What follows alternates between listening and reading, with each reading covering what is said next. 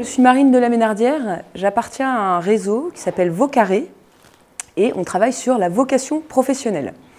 Le slogan de notre réseau, c'est « Personne humaine et vocation professionnelle ».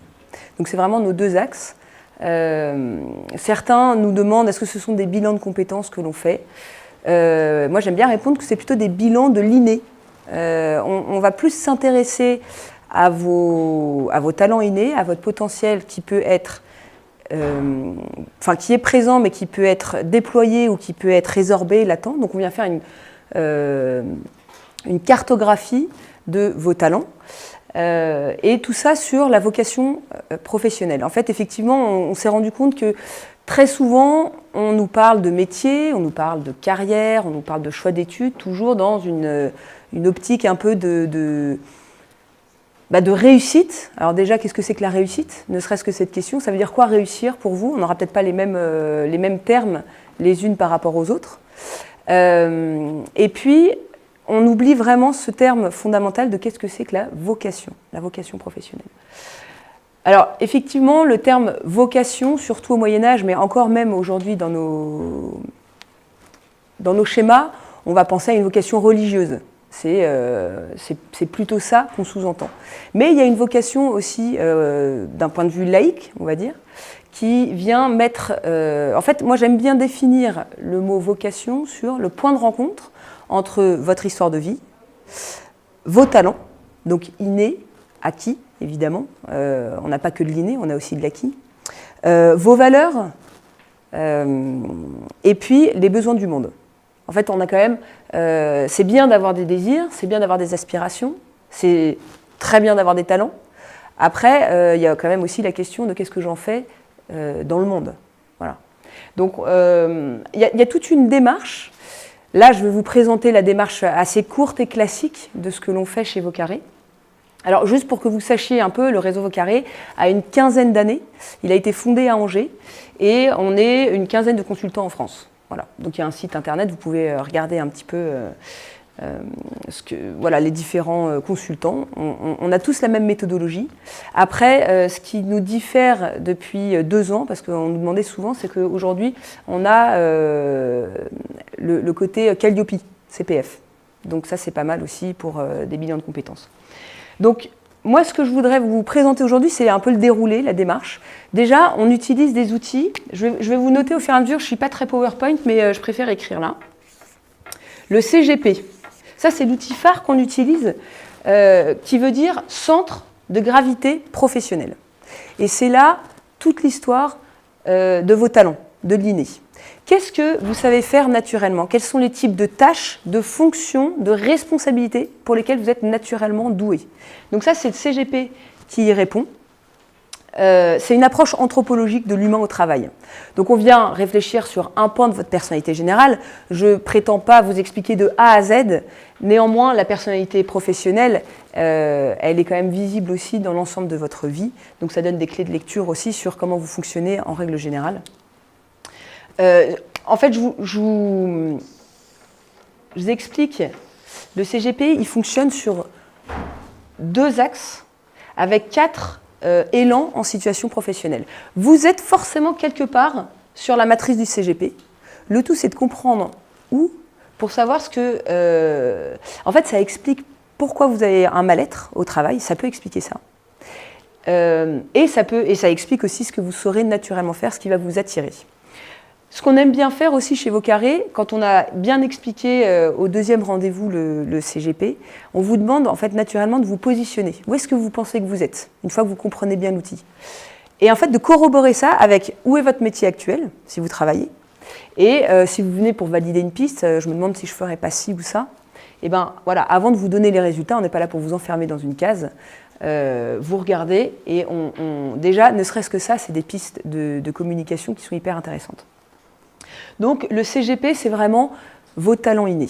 On est sur le talent inné. Ensuite, il y a Ivoire qui vient affiner le CGP pour vous donner votre boîte à outils. Qu'est-ce que vous allez faire concrètement? Est-ce que vous êtes ce qu'on appelle communément cerveau gauche, cerveau droit ou un mix des deux? Donc c'est concrètement, après, une fois que j'ai mon élan premier, qui me dit un peu ce que je vais savoir faire naturellement, comment je vais l'appliquer au quotidien. Donc là, on a les préférences cérébrales. Et la deuxième partie, qui est en lien avec l'analyse transactionnelle, va pouvoir donner des pistes sur des freins potentiels qui peuvent vous empêcher de vous déployer. En fait, la vocation, je reviens sur ce terme-là, c'est Judith Schlanger qui a écrit un bon livre sur ce qu'est la vocation laïque, sous-entendu laïque, et elle explique en fait, moi c'est le terme que j'ai retenu de son livre, c'est gagner à la fois son pain et son identité. C'est ça la vocation en fait. Et on revient sur les besoins du monde, les aspirations, etc. Mais il y a vraiment de cet ordre de gagner son identité et de garder évidemment ce besoin qu'on a de gagner notre vie. Donc voilà les freins potentiels qui nous empêchent de mettre en place ce qui nous attire. Ensuite, on a le photolangage. Sur 150 photos en noir et blanc, vous en sélectionnez entre 5 et 6, et puis on va échanger à partir de ces supports visuels. Et là, on est sur les aspirations profondes. Je vais répéter ce que je vous ai dit tout à l'heure. La vocation, c'est le point de rencontre entre votre histoire de vie. Donc au premier rendez-vous, vous racontez votre histoire de vie, de vos premiers souvenirs jusqu'à aujourd'hui, en passant par les jeux que vous faisiez enfant, vos rêves. Est-ce que vous aviez des rêves ou pas? Il y en a qui n'en ont pas, qui n'en avaient pas. Est-ce que ces rêves-là sont encore prégnants ou ils sont complètement passés à autre chose? Ils n'ont plus d'importance pour vous. Votre scolarité, évidemment. Votre place dans la fratrie, si vous avez des frères et sœurs, tout ça, ça a une incidence aussi. Donc on vient balayer pendant plus de 2 heures votre histoire de vie. Encore une fois, pour faire corroborer avec le CGP, quels sont vos talents innés? Et on n'est pas là pour vous enfermer dans une case, encore une fois. Voilà, donc ça c'est en lien avec l'histoire de vie. Ensuite, les talents, c'est le CGP sur vos talents plutôt innés. On va travailler aussi sur les talents acquis, ce que vous avez appris à faire. Parce qu'effectivement, il y en a qui me disent, je suis expert comptable, j'ai fait un bilan de compétences et on m'a dit que j'étais très douée pour être expert comptable. Bah oui, enfin tant mieux. Heureusement, ça fait 15 ans que vous faites ça. Mais c'est vrai qu'il y a une certaine frustration en disant, oui, je sais faire, mais en fait, j'ai fait ça il y a 10 ans. C'est pas ce que je veux faire, c'est pas ce que j'aime faire. Donc on est vraiment sur les aspirations profondes. Ça prend du temps. Moi, ce que je dis souvent aux personnes que j'accompagne, c'est le temps fait son œuvre. Donc c'est important aussi de ne pas lancer la machine de façon effrénée. Il faut aussi que le temps fasse son œuvre, que les pistes de réflexion, y a toute une enquête et des exercices pour vous rebrancher sur vos aspirations. Parce que la clé, ce n'est pas moi qui vous la donne, évidemment, c'est vous, la clé elle est en vous. Et donc, mon métier, c'est de faire effet miroir pour vous relancer ce que vous dites en fait, pour vous rebrancher, pour prendre conscience de ce qui m'habite. Je regarde l'heure parce que... Largement, c'est parfait. Voilà, donc, gagner son identité, gagner son pain. C'est Einstein aussi qui disait on est tous des génies. Mais si vous demandez à un poisson rouge de grimper un arbre, il croira toute sa vie qu'il est bête. Donc moi, mon travail, c'est ça, c'est de vous dire, est-ce que vous êtes plutôt un poisson rouge qui doit nager ou un chimpanzé qui grimpe aux arbres? Donc ça, c'est vraiment lié au CGP, Centre de gravité professionnel. Ivoire, c'est l'acquis aussi, c'est lié à ça. Et le photolangage, c'est les aspirations. Donc il y a un autre outil après, ça c'est vraiment les débuts en fait, c'est comment on vient travailler sur la vocation, parce que c'est je me mets en adéquation entre l'activité que je veux faire et mes aspirations. Donc il y a un outil, je le fais en dessous, qui s'appelle le concept du hérisson. Je ne sais pas si vous connaissez. Voilà. C'est Jim Collins, un Américain, qui s'est posé la question, qui a fait une cartographie en fait, des startups aux États-Unis, en se disant, mais en fait, pourquoi il y en a qui cartonnent et pourquoi il y en a qui, au bout de 2 ans, disparaissent? Et en fait, il a dit, mais la réussite d'un projet professionnel, d'une entreprise, elle est assez simple. Il ne faut pas chercher midi à 14 heures. Tout simplement, c'est le croisement de ce que j'aime faire, donc mes aspirations, et donc ça, c'est quelque chose qu'on travaille, ce que je sais faire, le savoir-faire, mon inné et mon acquis, et les besoins du monde. Et en fait, si j'ai un projet professionnel qui va rencontrer ces trois, et bien globalement, en fait, c'est un projet viable. Et on respecte la personne humaine et la vocation professionnelle. Voilà, donc ça c'est un outil que j'utilise aussi plutôt en fin de bilan, quand on a récolté toutes les informations, notamment, étonnamment, sur les aspirations. Nous, ce qu'on constate au sein du réseau Vocaré, quand on fait des partages de pratiques, c'est que souvent, en fait, les personnes sont assez bloquées sur leurs aspirations. On est dans une société où il faut toujours beaucoup parler. Et on parle beaucoup, mais en fait, souvent, les personnes me disent « c'est incroyable, en fait, je ne parle jamais de moi. Je n'ai pas appris à parler de moi. » Et c'est vrai que ça m'arrive d'accompagner des personnes qui me disent « j'ai juste besoin de prendre du temps pour réapprendre à me connaître. Qui suis-je? Qu'est-ce que je veux? Qu'est-ce qui m'habite ?» Voilà. Et donc on prend le temps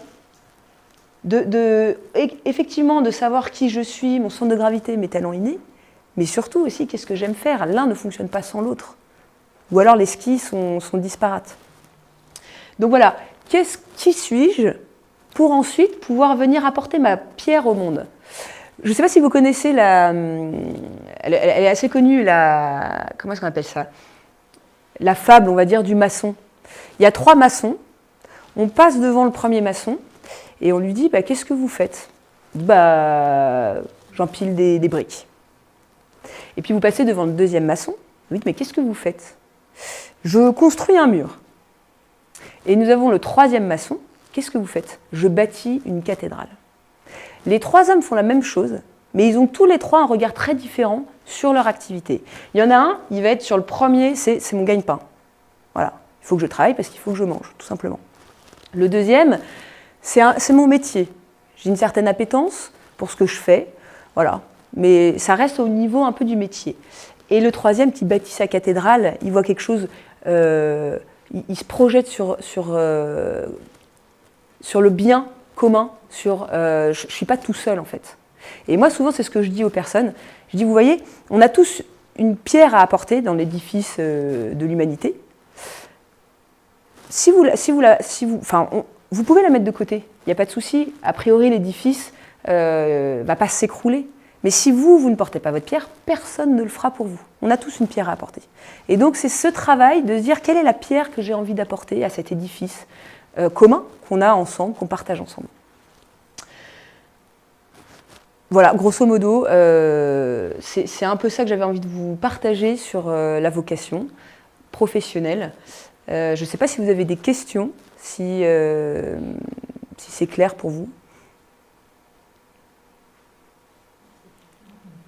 Oui. Moi, j'ai une question, merci pour la présentation. Comment ça se passe du coup un accompagnement Vocaré? C'est sur combien de temps et tout ça? Est-ce que vous pouvez être un petit peu plus... Oui. Alors, comme je disais, comment est-ce qu'on appelle ça? La formule classique Vocaré, si vous appelez n'importe quel consultant, il va vous présenter une méthode sur 4 rendez-vous de 2 heures. Au premier rendez-vous, vous racontez votre histoire de vie. Et puis, vous allez passer le test CGP et le test Ivoire. Ensuite, évidemment, il y a aussi un questionnaire en plus, parce qu'on travaille sur les héros qui vous ont marqué. Ça dit plein de choses, en fait. Donc voilà. Ensuite, au deuxième rendez-vous, on restitue les tests. On vous explique comment vous fonctionnez en situation professionnelle. Et au troisième rendez-vous, il y a le photolangage. Ensuite, il y a de toute façon systématiquement une synthèse pour que vous ayez une trace écrite de nos entretiens. Puis, un 4e rendez-vous, type coaching, je fais un point. La temporalité vous appartient. Ça peut être 2 semaines après avoir reçu la synthèse, comme 2 mois, comme 2 ans. Moi, j'ai vraiment tous les types de demandes. Ça, c'est la formule classique. Et pour être terre à terre, c'est la formule, on va dire, qui est sur fond propre. Parce que ça, c'est pas pris par Calliope. Ensuite, il y a les bilans de compétences Vocaré, qui sont... 560. Donc c'est 3 rendez-vous et puis un 4e. Donc c'est un peu la version courte. Après, on a sur du bilan de compétences l'offre à 16 heures ou plus. En fait, c'est quand même assez adaptable.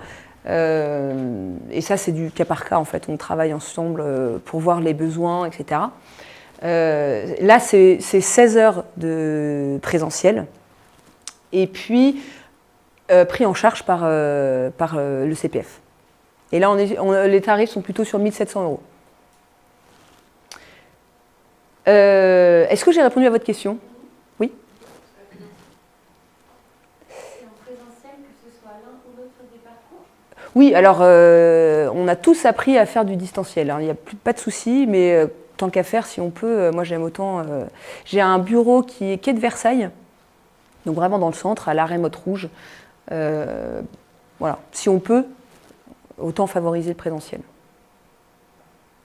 Oui. Du coup, vous avez parlé de 15 consultants, vous êtes répartis sur toute la France ou... On est répartis sur toute la France. On est majoritairement dans l'Ouest parce que les racines sont angevines, mais il y en a dans l'Est, dans le Sud. On manque un peu d'effectifs dans le Nord. Mais voilà, oui, dans toute la France. Oui. Sur le bilan de compétences, vous appliquez cette même méthode que vous venez de nous présenter? Il y aura tout ça, évidemment, mais plus fourni, il y a plein d'exercices, plein de... moi, vraiment, j'ai à cœur de travailler énormément sur les aspirations, parce que tant qu'on n'est pas en lien avec qui suis-je et qu'est-ce que j'aime faire, souvent, je dis ça aux gens que j'accompagne, c'est comme si on avait muselé notre enfant intérieur. Je vérifie l'heure pour pas... c'est comme si on avait muselé notre enfant intérieur. Et donc, voilà, apprendre à donner la parole à cet enfant qui finalement a plein d'envie et qui nous renoue avec nous-mêmes.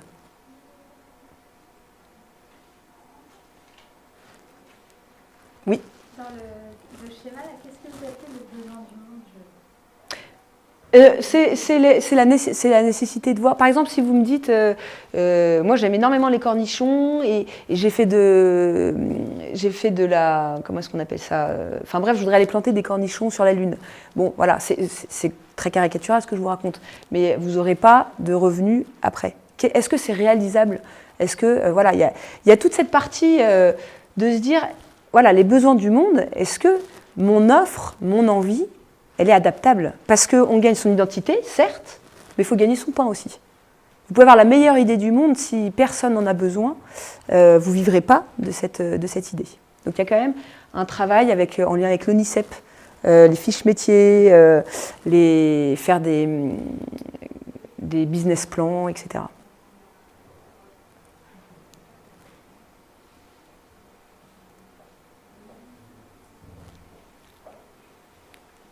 Oui. Est-ce que vous pouvez nous parler un peu plus de votre propre parcours? Pourquoi vous êtes arrivé à Vocaré en particulier? Bien sûr, bien sûr. C'est une bonne question parce qu'effectivement, ça peut répondre. J'ai mis beaucoup de temps à trouver ce que je voulais faire. Depuis que j'étais enfant, pour le coup, il y en a qui n'ont jamais eu d'idée. Moi, c'était plutôt l'inverse. Mais je passais du coq à l'âne à chaque fois. Donc, ne serait-ce que pour l'accompagnement parental, c'est vrai que je ne vous en avais pas du tout parlé, mais il y a une histoire d'accompagnement parental, du rôle des parents qui est assez crucial. Et alors, le but, c'est pas du tout de leur en envoyer plein à la figure, mais c'est vrai que souvent, les parents sont assez démunis sur l'accompagnement parental. Et j'en ai fait un peu les frais aussi. Et du coup, vu que je changeais tout le temps d'idée, je savais vraiment plus où aller. Donc finalement, ma chère mère m'a dit, écoute, moi j'ai adoré ce que j'ai fait, tu vas faire la même chose. Donc voilà, je suis rentrée, je suis partie faire des langues. Et pour tout vous dire, en terminale, quand j'ai dit ça à ma prof d'anglais, que j'allais rejoindre une école de langue, elle a éclaté de rire. Elle me dit, mais non, c'est pas possible. Pas vous. Je dis, si, je vais faire la même chose que ma maman. Voilà. Donc je suis partie dans les langues et voilà, j'ai pas du tout réussi, évidemment, ça ne m'intéressait absolument pas. J'ai été ensuite, grâce à ça quand même, vu que j'étais intéressée par les voyages et tout, j'ai rebondi, j'ai réussi à faire à peu près des choses qui me plaisaient. Donc je partais en fait au Canada, en Irlande, etc. Mais le fond de la formation ne m'intéressait pas. Puis après, je me suis dit, je vais être instite parce que j'aurai les vacances scolaires pour ma vie de famille. Voilà, donc j'étais encore pas très ajustée quant à ma vocation profonde. Donc je vous passe les détails, mais j'ai été la plus heureuse quand j'ai su que j'avais pas eu le concours en fait. Hyper soulagée. Et je passais tous les jours, je déposais mon fils à la crèche et je passais tous les jours devant une école et j'avais une boule au ventre en me disant mais c'est horrible, je vais atterrir là dans 2-3 ans. Voilà, comme quoi on peut quand même vraiment se forcer en se disant c'est ça qu'il faut faire.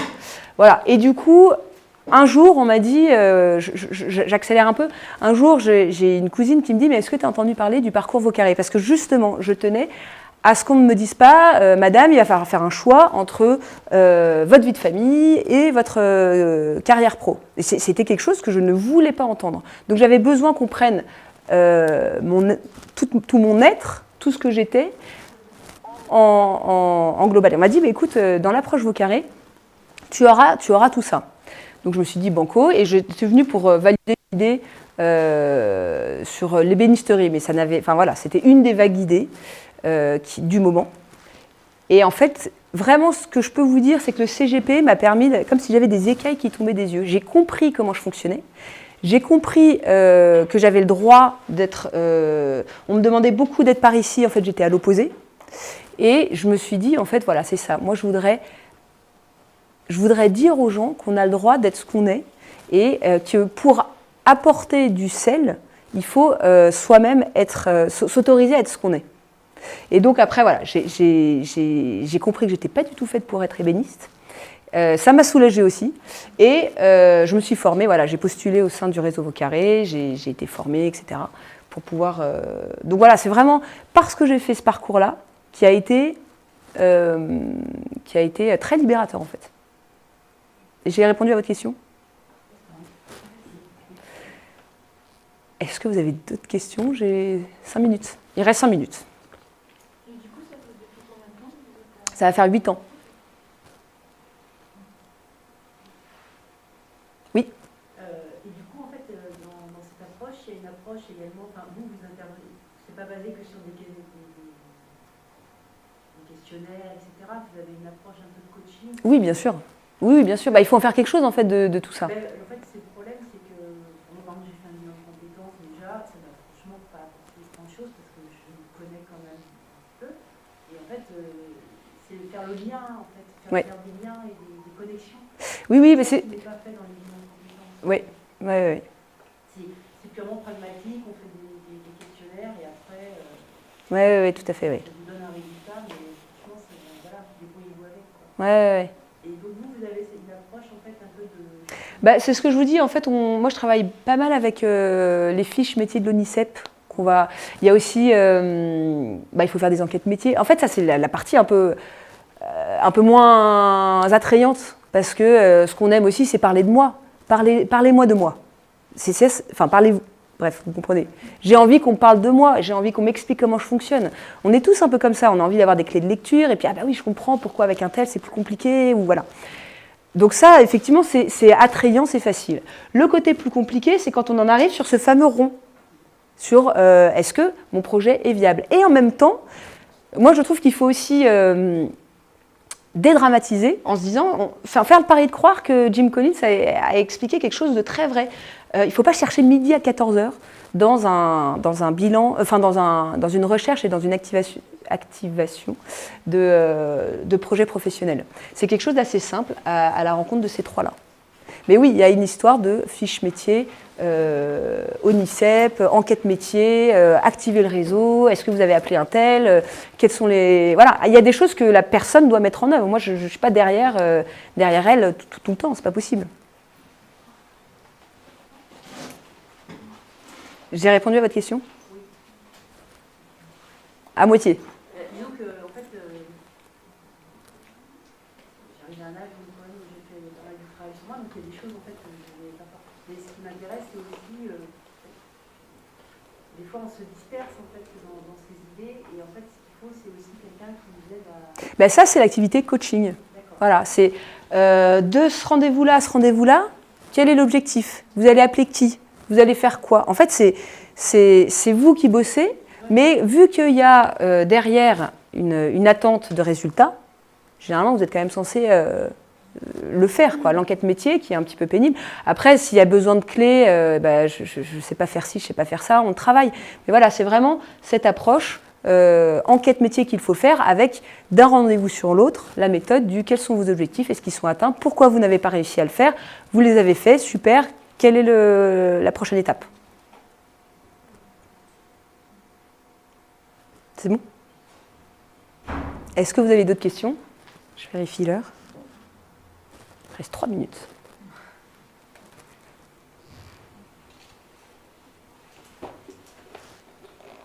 Oui? On arrive à un peu un résultat là au centre, ça peut être peut-être un domaine. Parce que en fait, le problème aussi des fois, c'est qu'on se retrouve avec des grands domaines et après on ne peut pas faire des enquêtes métiers sur tous les métiers. Enfin, est-ce que le résultat c'est un métier relativement précis ou est-ce que c'est des grands domaines? Moi j'avais déjà fait des tests, etc. Donc dans les grands domaines, communication, conseil, enfin, c'est difficile. C'est vaste. D'aller voir, déjà on ne connaît pas tous les métiers. Et Bien sûr. D'aller voir plus en profondeur quel est le métier ou les deux métiers, admettons. Oui, bien sûr, oui. D'où, moi, je m'appuie pas mal sur les fiches ONICEP. Il y a plein de, par thème, justement, par grand thème, il y a plein de livres ONICEP qui font, enfin, je ne sais pas si vous voyez le format, hein, mais c'est un peu épais. Et du coup, soit on travaille ça ensemble, soit je donne, voilà, selon le thème abordé, je donne le livre aussi, la personne repart avec le livre, qu'elle est priée de me ramener un jour aussi. Mais voilà, et du coup, on affine aussi comme ça. Il y a le réseau à activer. Et puis, il y a, sur l'ONICEP, c'est très riche quand même, hein, les fiches métiers et tout ça. Donc, on aborde ça ensemble.